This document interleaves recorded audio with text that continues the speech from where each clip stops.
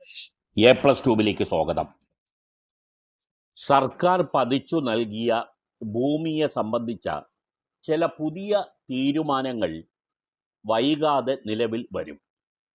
ഇത് സംബന്ധിച്ചിട്ടുള്ള ചട്ടഭേദഗതികൾ മുഖ്യമന്ത്രിയുടെ അധ്യക്ഷതയിൽ ചേർന്ന ഉന്നതതല യോഗം അംഗീകരിച്ചിട്ടുണ്ട്. എന്നാൽ നിലമ്പൂർ ഉപതെരഞ്ഞെടുപ്പ് നടക്കുന്നതുകൊണ്ട് മാത്രം ഇപ്പോൾ ഇതിൻ്റെ പ്രഖ്യാപനം ഉണ്ടാവുകയില്ല. തെരഞ്ഞെടുപ്പ് ചട്ടം നിലവിലുള്ളത് കൊണ്ടാണ് ഇത്. എന്നാൽ അതിനുശേഷം ഈ നിയമം പ്രഖ്യാപിക്കാനാണ് സാധ്യത. പട്ടയ ഭൂമിയിലെ 1500 ചതുരശ്ര അടി, അതായത് 1500 സ്ക്വയർ ഫീറ്റ് വരെയുള്ള വീട്, കടമുറി തുടങ്ങിയവ ഫീസ് ഒന്നും ഈടാക്കാതെ തന്നെ ക്രമപ്പെടുത്തുന്നതിന് വേണ്ടിയാണ് റവന്യൂ വകുപ്പ് പുതിയ ഭൂപതിവ് ചട്ട ഭേദഗതികൾക്ക് രൂപം നൽകിയത്. ഇതാണ് ഇപ്പോൾ സർക്കാർ അംഗീകരിച്ച് കഴിഞ്ഞതും. കൃഷിക്ക് വേണ്ടി ഏതെങ്കിലും ഭൂമി പതിച്ചു നൽകിയിട്ടുണ്ടെങ്കിൽ ആ സ്ഥലത്ത് നിർമ്മിച്ച വീടുകളും ഇപ്പോൾ റെഗുലറൈസ് ചെയ്യുന്നതിന് വേണ്ടി ഈ ചട്ട ഭേദഗതിയിൽ ഉൾപ്പെടുത്തുകയാണ്.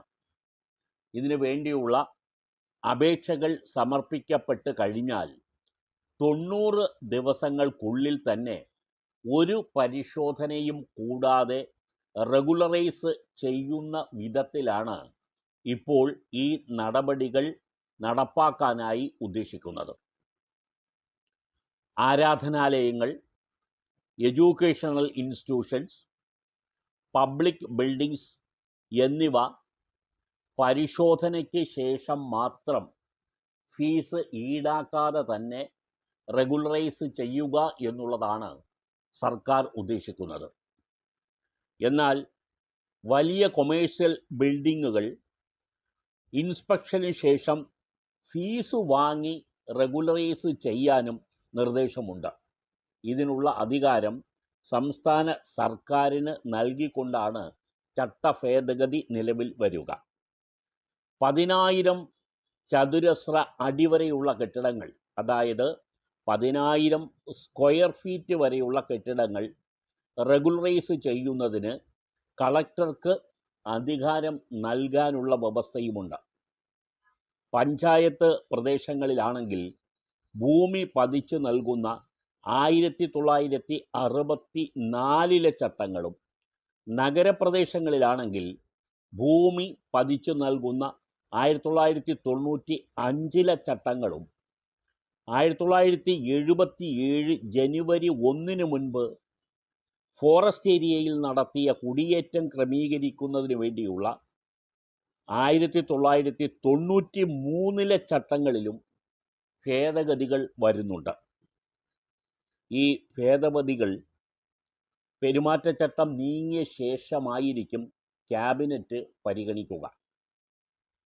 എന്നാൽ ഇതുമായി ബന്ധപ്പെട്ട് മറ്റൊരു കാര്യം അറിയാനുള്ളത്, ഈ പട്ടയ ഭൂപ്രദേശങ്ങളിൽ പ്രവർത്തിച്ചു കൊണ്ടിരുന്ന ക്വാറികൾക്ക് പ്രവർത്തന അനുമതി നൽകുന്നതിന് ഈ ഭേദഗതിയിൽ വ്യവസ്ഥ കൊണ്ടുവന്നിട്ടുണ്ട്. 55 പരം ക്വാറികൾ ഇത്തരം പട്ടയ ഭൂമികളിൽ പ്രവർത്തിച്ചിട്ടുള്ളത് ഹൈക്കോടതിയുടെ ഒരു ഉത്തരവ് പ്രകാരം താൽക്കാലികമായി നിർത്തിവച്ചിരുന്നു. പുതിയ ക്വാറികൾ ആരംഭിക്കുന്നതിന് സർക്കാർ അനുവാദം നൽകാൻ ഇടയില്ല.